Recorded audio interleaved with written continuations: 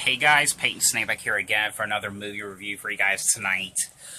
Today, I received in the mail, finally got it in the mail today, the brand new I Spit on Your Grave movie, Deja Vu, on Blu-ray. I'm going to be unboxing this movie for you guys in a sec.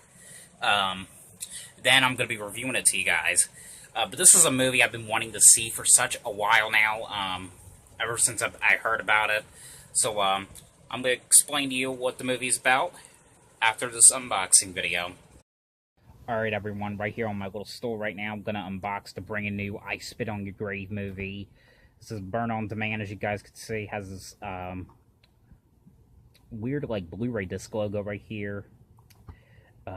Here's the side right here, and it says this is the unrated version, so it's kind of cool. Here's the back, some of the characters in the movie, like there's the beautiful and lovely Camille Keaton. No special features, unfortunately, which I would like to see some like deleted scenes or like behind the scenes footage and stuff. Pop it open, and we get the Blu-ray disc. In case you guys are wondering, because this is a DVD-R, it is not pressed disc. It's actually like a bootleg on the back right here, but it's in good quality. So now I'm gonna show you guys my review portion of the video.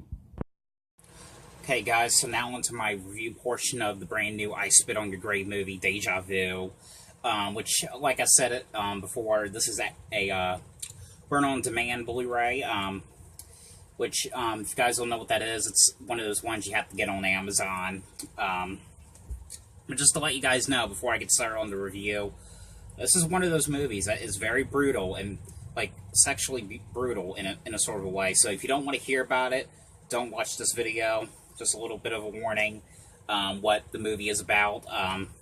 But if you guys don't know, this is the direct sequel to the 1978 film.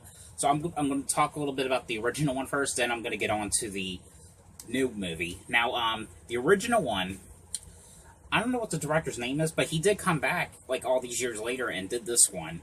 But the original one was basically about a girl named Jennifer Hills, played by Camille Keaton, who's writing this book.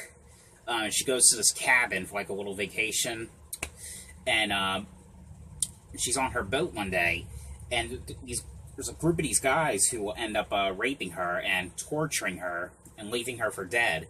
But then, of course, you know, she ends up getting revenge on them, like killing them off like in these bizarre, like craziest ways, one by one.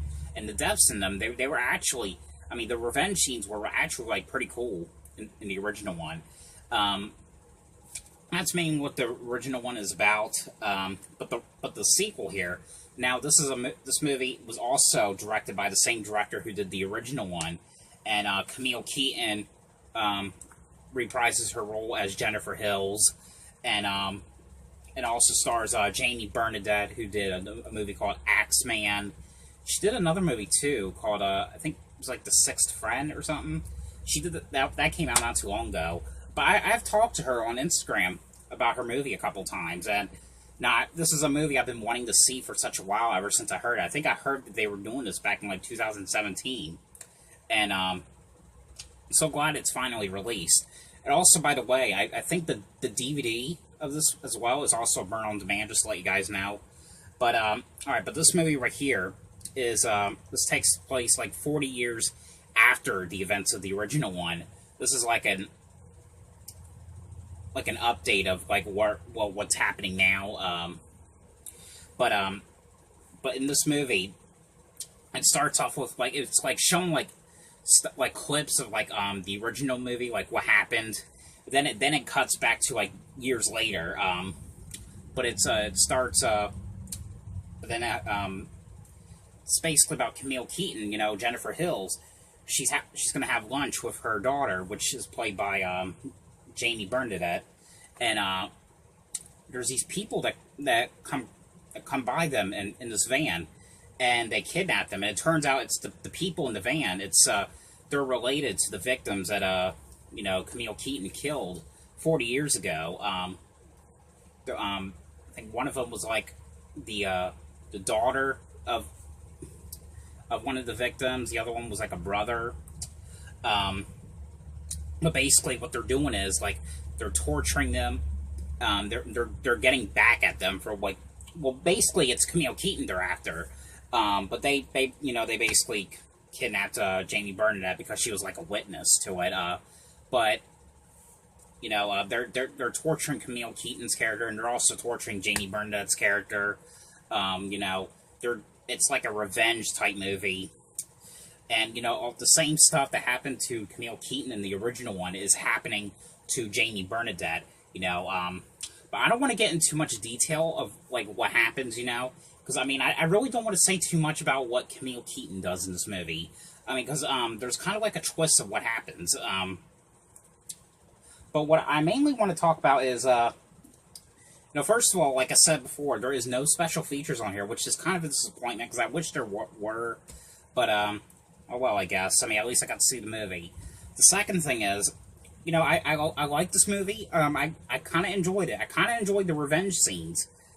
But there's one problem about it. I mean, first of all, it's like 2 hours long. It was like 2 hours and 30 minutes long.